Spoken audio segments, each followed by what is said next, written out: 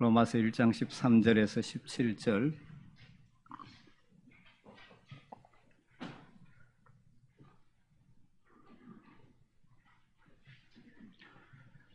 로마서 1장 13절에서 17절 한 절씩 교독합니다.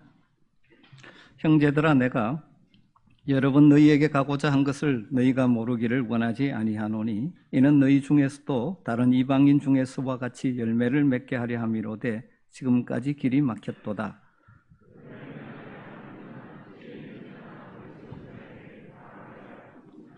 그러므로 나는 할 수 있는 대로 로마에 있는 너희에게도 복음 전하기를 원하노라.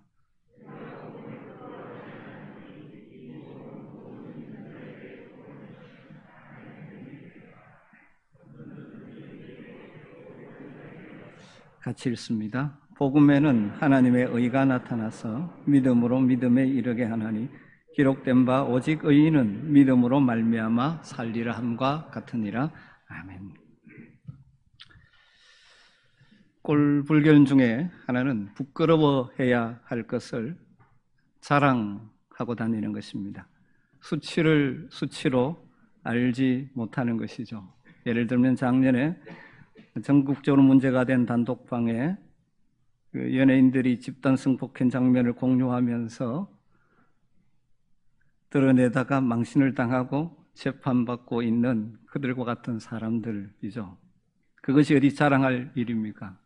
수치스럽게 생각할 심각한 죄이지 않습니까?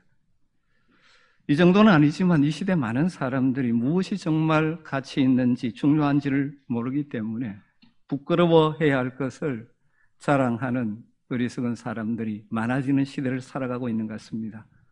여러분은 그렇지 않죠? 반대의 경우도 있습니다.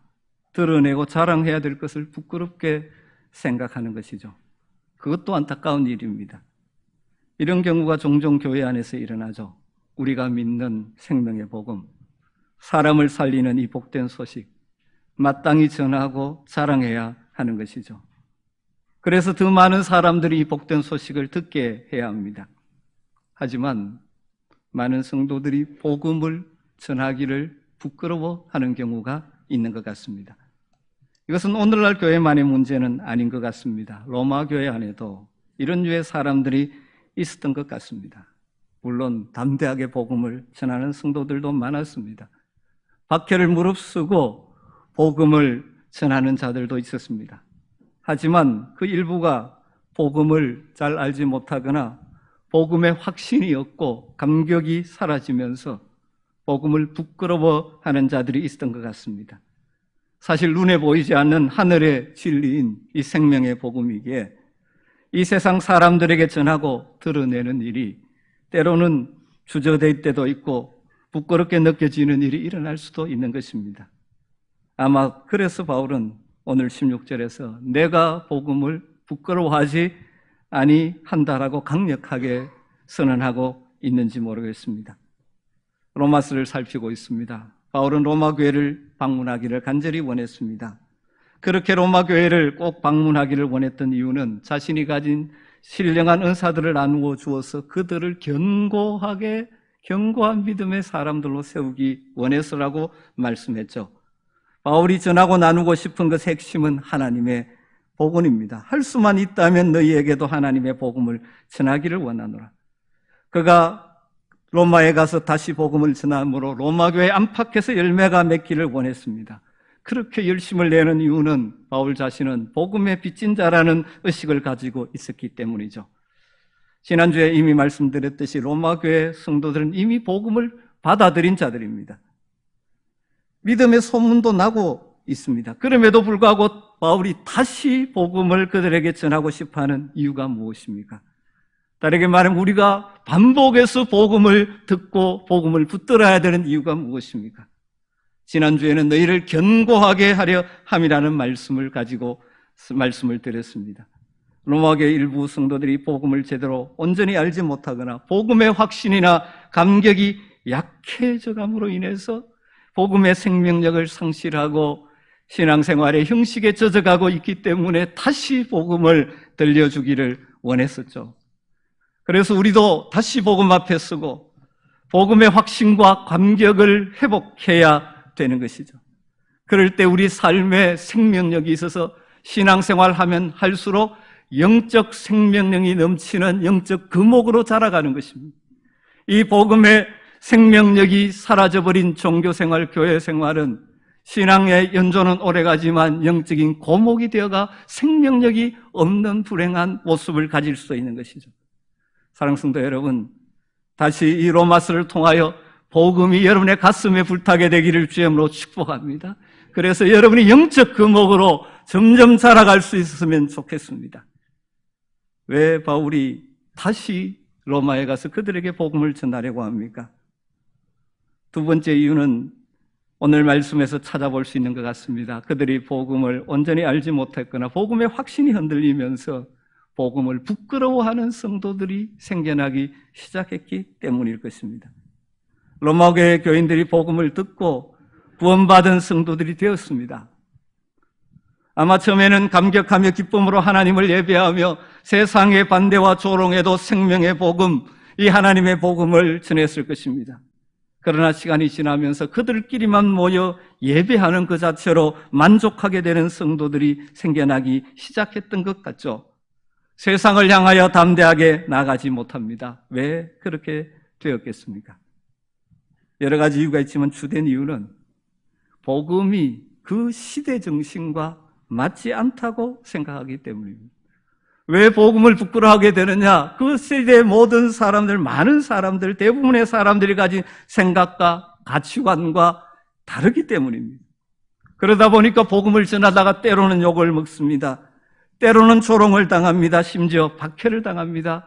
그러면서 움츠러들기 시작합니다. 그러다 보니 자기가 그리스도인임을 드러내지 못하고 복음을 부끄러워하기 시작한 것입니다. 아마도 로마교회에 속한 성도들 가운데 다수가 아닌 소수의 성도들 가운데 이런 모습이 있었던 것이라고 저는 생각합니다.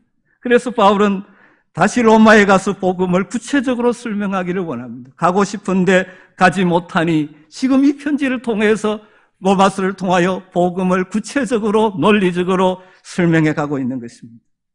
그렇습니다. 여러분, 그때나 지금이나 하나님의 복음, 이 생명의 복음은 일반 세상 사람들의 가치관, 시대 정신과는 맞지 않습니다.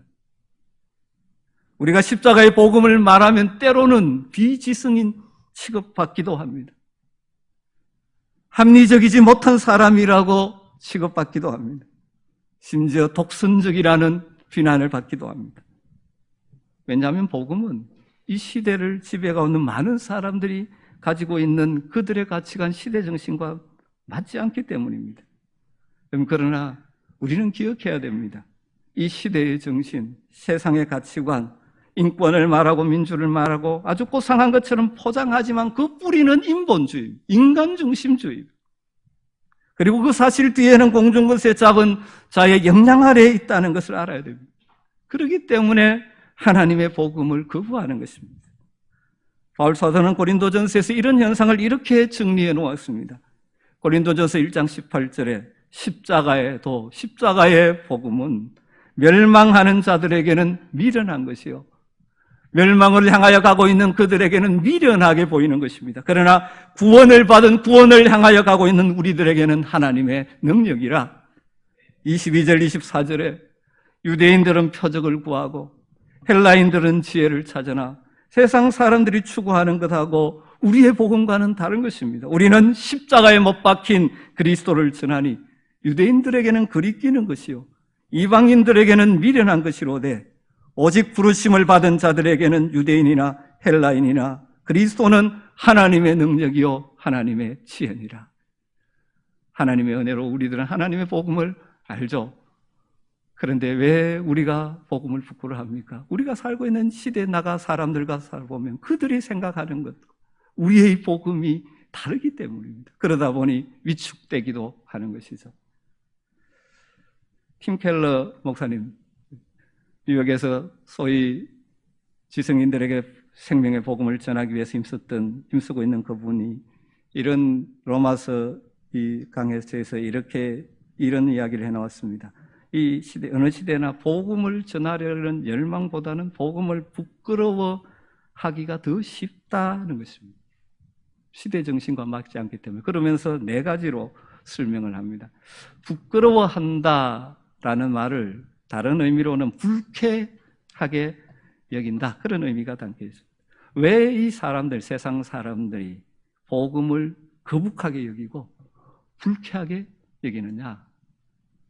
네 가지로 이분은 정리합니다. 복음의 내용의 첫 번째가 핵심이 거저 주는 것이랍니다. 공짜, 우리가 받을 자격이 있는 것이 아니라 우리가 받기에는 과분한 것이라는 것이 복음의 메시지 속에 아주 핵심을 이루고 있죠. 복음은 하나님이 값없이 주어지는 것. 우리가 받을 자격이 있는 것이 아니라 받을 자격 없는 존재인데 우리에게 주시는 선물이라는 이 말을 현대인들은 좋아하지 않는다는 것이죠. 왜냐하면 인간을 최고로 존귀한 존재로 여기고 또 인간 스스로 할 수 있다고 생각하는 이 인본주의적인 가치관 속에서 이 말은 모욕적이라는 것이죠.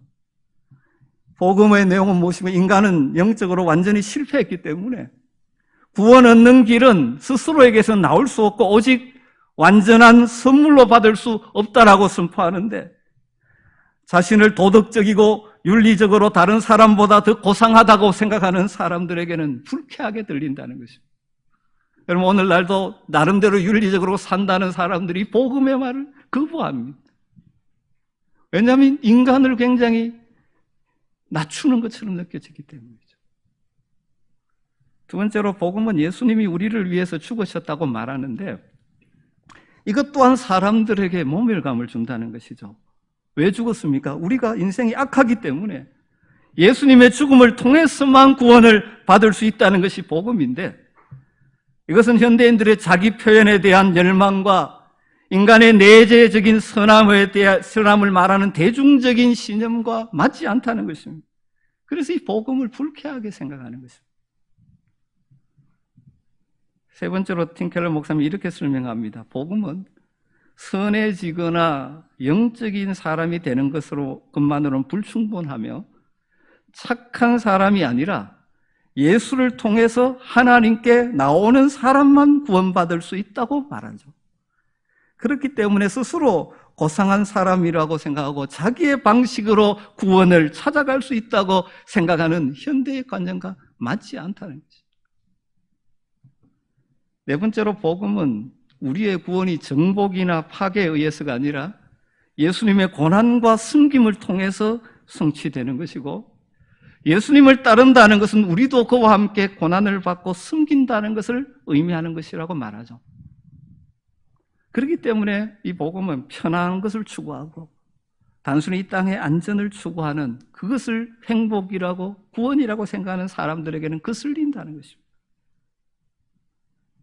이건 팀 켈러 목사님의 설명입니다만 우리가 살고 있는 이 세상 사람들의 가치관, 그런 사람들 속에서 우리가 복음을 정확하게 알지 못하거나 복음의 확신과 감격이 사라지면 우리는 세상 속에 살기 때문에 복음을 부끄러워하기가 쉬운 것이죠. 여러분은 어떻습니까? 여러분 복음을 사랑스럽게 생각하십니까? 복음을 부끄러워하지 않습니까? 내가 그리스도인이요 복음으로 구원받은 자라는 사실을 말하는 것을 부끄러워하고 있지는 않습니까? 우리가 살고 있는 이 시대의 정신과 맞지 않기 때문에 드러내놓고 말하지 못하고 있지 않습니까? 혹시 비지성인 취급받을까 봐, 더 나가서 독선적이라는 소리를 들을까 봐. 그러나 바울은 내가 복음을 부끄러워하지 않는다라고 담대하게 외치면서 우리를 향하여, 이 시대 성도들을 향하여 복음을 부끄러워하지 않는 성도가 되기를 강력하게 요청하고 있는 것입니다. 왜 우리가 복음을 부끄러워하지 말아야 합니까? 복음은 모든 믿는 자에게 구원을 주시는 하나님의 능력이기 때문입니다. 복음은 모든 믿는 자에게 구원을 주시는 하나님의 능력이기 때문입니다. 16절 말씀에 내가 복음을 부끄러워하지 아니하노니 이 복음은 모든 믿는 자에게 구원을 주시는 하나님의 능력이 됩니다. 먼저는 유대인에게요, 그리고 헬라인에게로다. 사랑하는 성도 여러분, 복음은 능력입니다. 복음은 능력입니다. 복음은 어떤 개념이나 철학이나 사상이 아닙니다. 복음에는 능력이 함께합니다. 복음의 메시지에는 하나님께서 우리를 위해 하신 일과 앞으로 하실 일을 담고 있죠. 그래서 복음은 능력입니다. 바울은 복음이 능력을 생기게 하거나 가지고 있다고 말하지 않고 복음 자체가 바로 능력이라고 말합니다. 복음이 우리 속에 역사할 때 능력이 나타나는 것이죠. 여러분, 복음은 사람들에게 주는 좋은 충고 정도가 아닙니다. 이렇게 하면 좋아, 그런 충고가 아닙니다. 우리를 하나님의 백성으로 변화시키는 능력입니다. 복음이 선포될 때, 복음을 받아들일 때 하나님의 나라가 능력으로 우리 속에 역사하는 것이죠. 그래서 사람 속에 있는 자신의 죄악된 실존을 깨닫게 되어지고 그것을 변화시키는 능력을 체험하게 되는 것입니다. 복음은 어떤 능력입니까? 구원을 주시는 능력이라고 말합니다. 다른 능력이 아니라 구원을 주시는 능력입니다. 구원, 그것은 하나님과 소외되어서 영원한 사망, 영원한 정죄에 굴복할 수밖에 없는 인생을 변화시켜서 구원을 경험하게 하는 능력이 복음이라는 것이죠. 사람의 생각과 마음, 인생의 목표, 세상사를 바라보는 시각, 이 모든 것들을 완전히 바꾸어 놓는 능력입니다. 여러분, 복음을 알기 전에, 그래서 하나님의 자녀가 되기 전에 가졌던 생각, 여러분의 목표, 여러분의 가치관이 복음으로 인하여 변화되었지 않습니까? 먼저 하나님과 화해하게 만들어주죠. 그래서 하나님 나라 시민권을 확고하게 영구하게 보장해 줍니다. 이러한 구원을 주시는 하나님의 능력을 누가 경험할 수 있습니까? 누가 이 능력을 경험합니까? 복음은 능력인데 다 경험하는 것이 아닙니다. 누가 경험합니까? 모든 믿는 자에게 주어지는 것입니다. 믿음을 통해서만 복음과 그 능력을 경험할 수가 있는 것이죠. 마치 전등 스위치가 전구와 전원을 연결하는 통로이듯이 믿음은 복음의 능력에 이르게 하는 통로요 연결점인 것이죠. 복음의 능력은 무한하지만 그것은 믿는 사람들에게만 나타나는 것입니다. 믿는 자에게, 오직 믿는 자에게만 나타나는 하나님의 구원의 능력이죠. 믿음 이외에는 다른 어떤 것으로도 이 구원의 능력을 경험할 수가 없는 것이죠. 우리가 다 복음의 능력을 경험한 사람들은 알지 않습니다.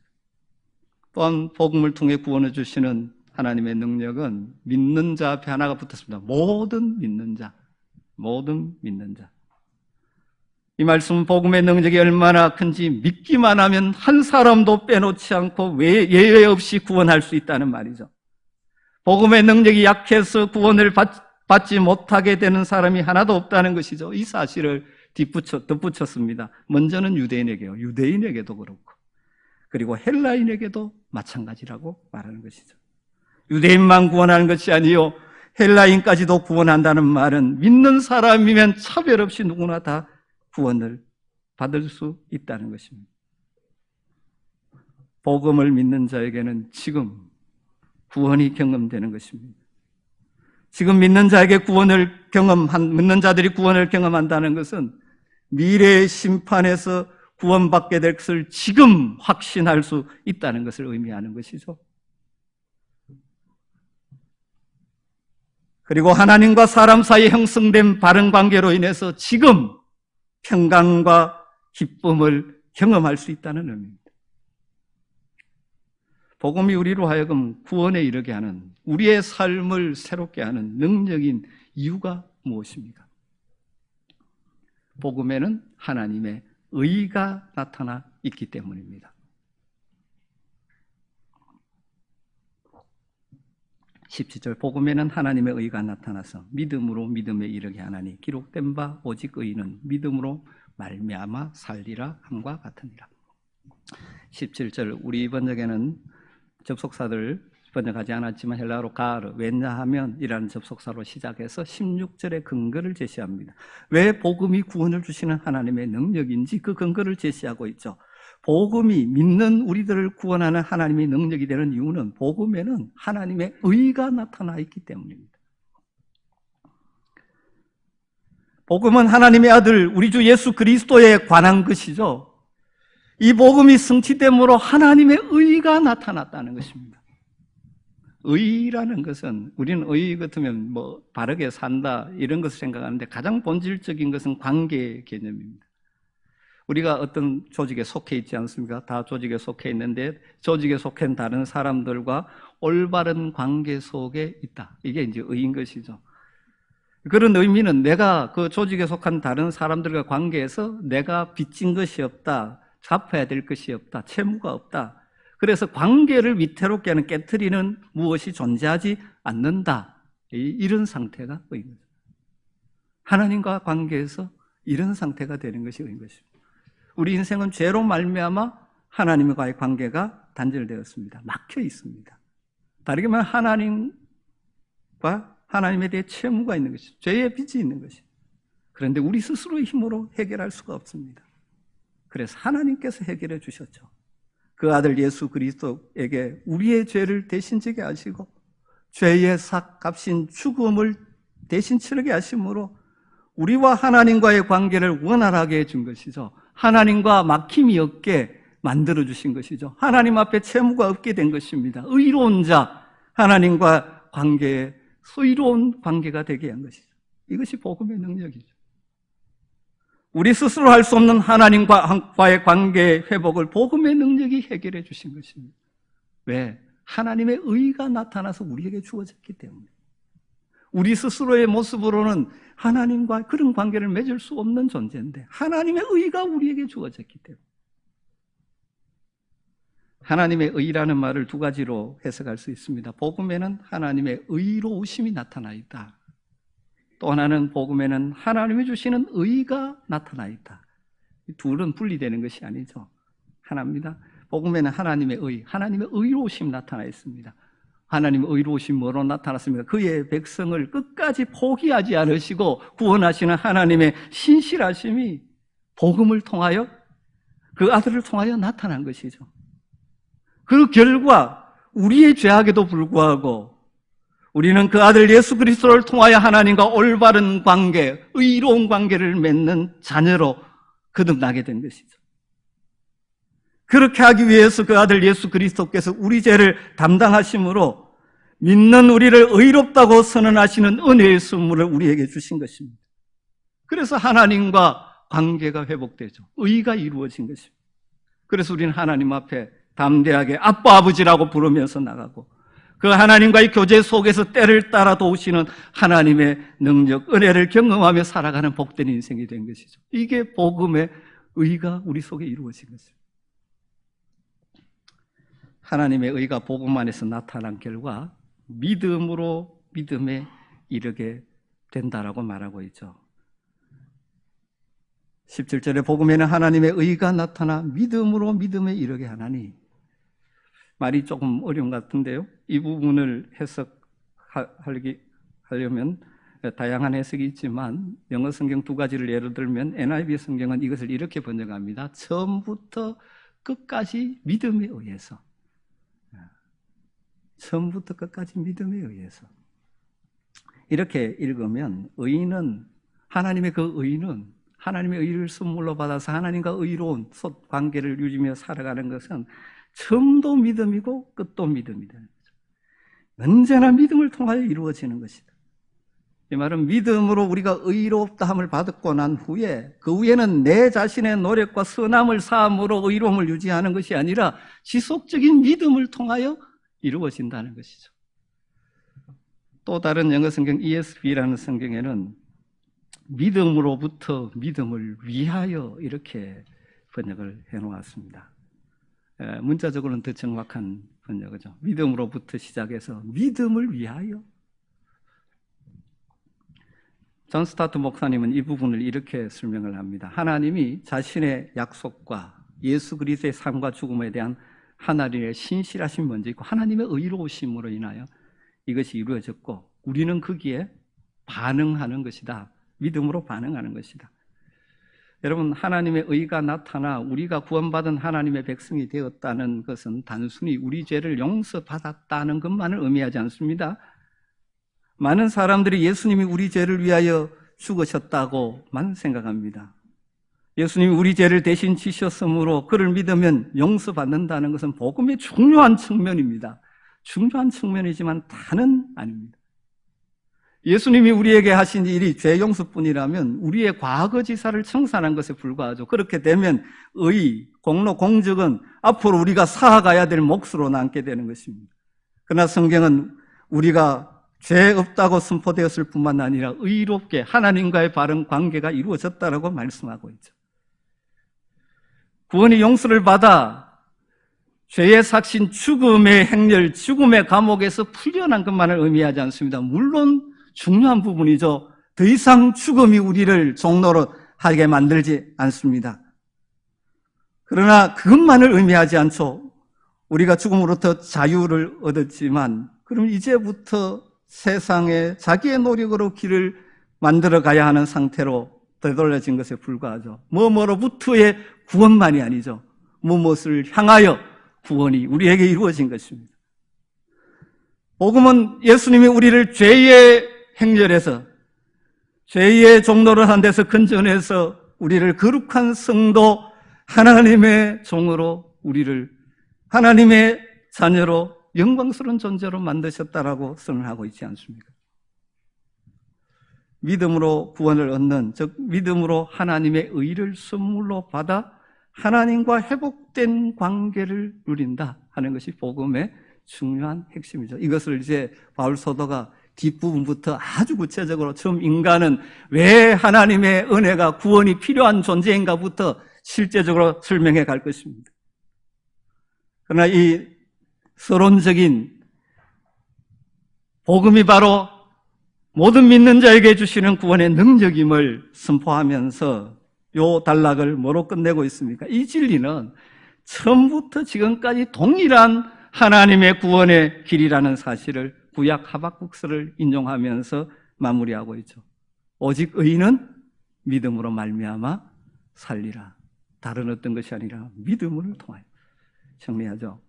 여러분, 우리가 받은 이 복음, 정말 하나님의 전적인 값없는 은혜의 선물, 성령께서 우리를 깨우쳐 주셔서 우리로 하여금 이것을 믿고 받아들이게 주셨습니다.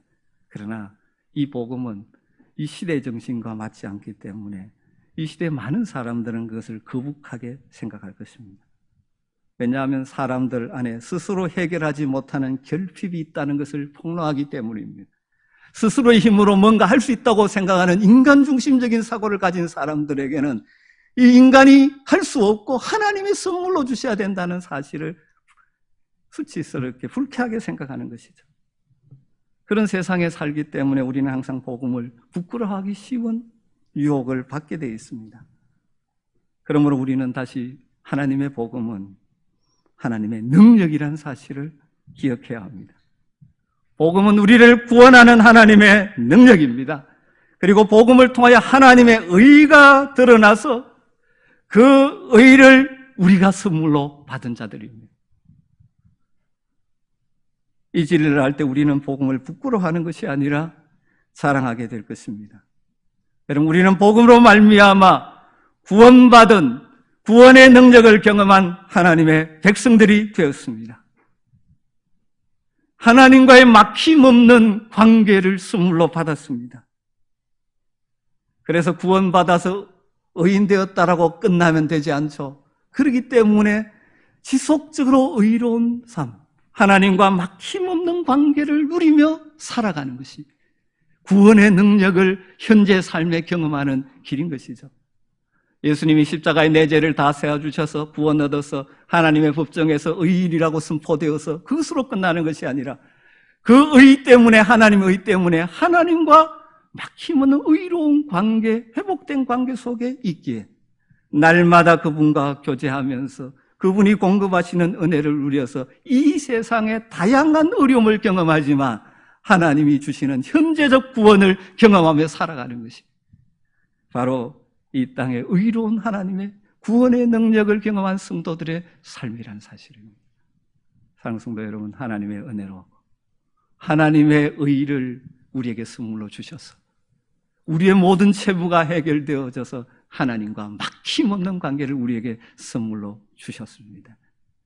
이 관계를 지속적으로 유지함으로 삶 속에 여러 많은 문제가 있겠지만 하나님의 현재적 구원을 경험하며 살다가 마지막 구원의 완성에 이르게 되는 여러분 되시기를 주의 이름으로 축복합니다. 기도하겠습니다. 하나님, 오늘도 우리에게 주신 복음의 능력을 다시 한번 묵상하게 하시니 감사합니다. 아무 자격 없는 우리들에게 하나님의 의를 선물로 허락하셔서 하나님과 막힘없는 관계를 열어주심을 감사합니다. 이 구원의 능력을 날마다 삶에서 경험하며 누림으로 문제 많은 세상을 살아가지만 현재적 구원을 경험하다가 마지막 구원의 완성에 이르게 되는 복을 우리 모두가 누리게 하여 주시옵소서. 예수님의 이름으로 기도드리옵나이다. 아멘. 찬송가 436장입니다.